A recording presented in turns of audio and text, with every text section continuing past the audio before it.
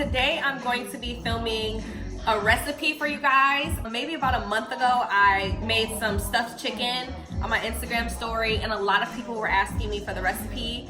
And my friend Morgan, shout out to you, girl, made a valid point, and she's like, girl, why don't you just make a video? And I'm like, you know what, you're right, I'm going to do that. I'm gonna record me making my stuffed chicken and give you all the recipes so that you can go home and make it yourself. And if you make this recipe, go ahead and tag me in it, because I would love to see how yours came out. So first and foremost, you need to clearly start off by cleaning your meat. I don't know how they do things where y'all from, but honey, listen, where I'm from, this is how we do it. And here I just have a couple of boneless, skinless chicken breasts. And you can use bone-in. For me, it's just easier to have boneless. So what I'm going to do is go over here and cut these. I want to butterfly them so that I can stuff it.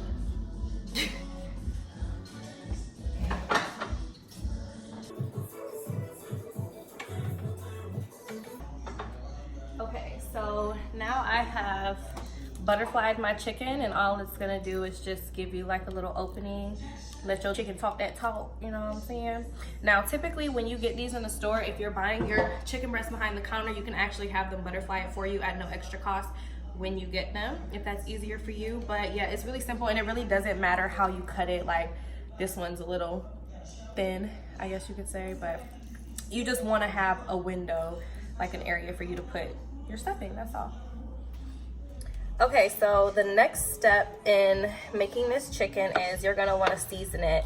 I'm gonna be using some black pepper, a little bit of paprika, and paprika doesn't have any salt in it. It just gives it like a smoky taste.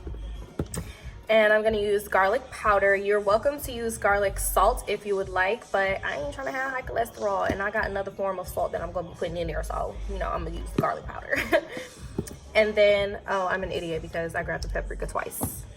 And this is just a seasoning salt. You can use whatever seasoning salt you like. I'm actually not gonna be using this bottle. I'm going to be using our secret family recipe, our little, you know, these little packets. Best seasoning in the freaking world. But like I said, I just use this as an example. You're welcome to use Lawry's or seasonal or whatever you prefer. You can use regular salt, you can use garlic salt, whatever tickles your pickle, okay, honey? Okay, so now it is completely seasoned, every crevice of it, and I'm talking you season the outside, you season the inside of the folds. Everything needs to be covered. You want all the flavor that you can possibly get. Yeah, we want it to be juicy, we want it to be flavorful, and this is how you make that happen. When stuffing your chicken, you're welcome to use anything that you want. I always switch this up. Sometimes I'll do asparagus instead of spinach, which I'll be using today in the stuffed chicken. You can put bacon in here. You can do whatever you like. I typically put provolone cheese in it, some sun-dried tomatoes, and even if you're like not for tomatoes, I swear it really doesn't have a very tomatoey taste. It really just adds a lot of flavor to it, and once it's cooked, it doesn't even have the same texture as a tomato. I don't know how to explain it, but it just tastes really good in this little concoction. And then you're gonna need some toothpicks. Wow, Zoe. Toothpicks to hold your chicken together. Once you stuff it, it's gonna be like overflowing. You're gonna need something to secure it. So I'm gonna go ahead and start putting the ingredients inside. I have here a piece of provolone. What I do is I fold it in half like this, and then it'll literally just cut itself in half like this. Open the chicken, lay one here, lay another here. Then you're gonna take some spinach,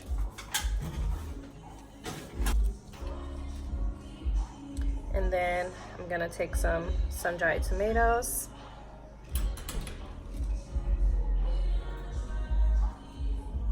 Okay, so I was reviewing the footage and I noticed that a piece of it was cut off when I inserted butter. I cut like little squares of butter, not thick at all, just little thin layers, and I put 2 pieces in each of the pieces of chicken just to add some extra juiciness while it's cooking. I'm sorry that the footage is not included, but make sure that you put that in your chicken. It is a key ingredient to making sure that your chicken is not dry. So the chicken is all done. It is seasoned, it's stuffed, all that good stuff that is what it's looking like before going in the oven. So now I'm gonna use a container like this, a dish like this. I'm gonna take some olive oil, and you wanna just drizzle it at the bottom of your dish. I don't know what measurements you should be using or how much, but just enough to kind of coat the bottom, not enough to like sit on its own level, but enough to when you spread it around, it covers the whole bottom. So you really can't see this. I don't know why I'm showing you, but a little bit of olive oil, you get the point. Okay, so now the chicken is all in your dish. The last thing you're gonna need is just some aluminum foil to keep all of the moisture inside. That's gonna help keep the chicken moist, as I've been saying earlier. Just wrap it up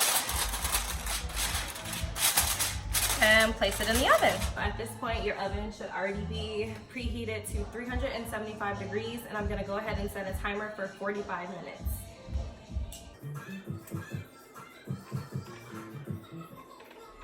Okay, so the chicken is all done. What you're gonna wanna do at this point, you can see there's lots of liquid at the bottom. Just take a little spoon and just put some of that on top of the chicken so that it's extra juicy. Y'all know how I am about my juiciness.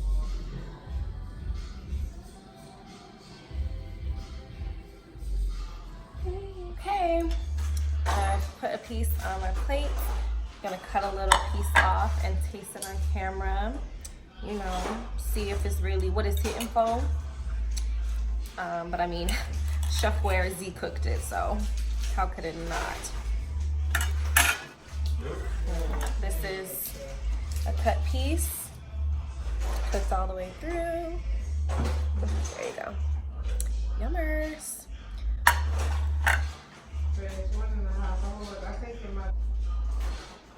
Mmm. Mmm. Oh. That was a stupid, dumb, big piece. But it's great. All right, you guys, that's all for my recipe. I hope that this was helpful. I'm super excited to see how this turns out for you guys. Make sure you tag me. And I must add that this is a healthy dish. I mean, maybe healthier minus the cheese, but overall, it's a really good alternative if you're trying to enhance your diet, you know, keep your girlish figure. Also, if the chicken is not browned enough to your liking after it's done, you are welcome to put it back in the oven for about another 10 to 15 minutes without the foil on top to give it that browning. But I am perfectly fine with the way it cooks. It cooks all the way through. It's not overcooked to where it's dry. I personally just like it just like that. 45 minutes on 375. That's how you do it. But put your little spin on it. I'd love to see how you guys edit this and make it your own. So yeah, I'm looking forward to it. Love you guys. See you in my next video. Mwah. Mwah.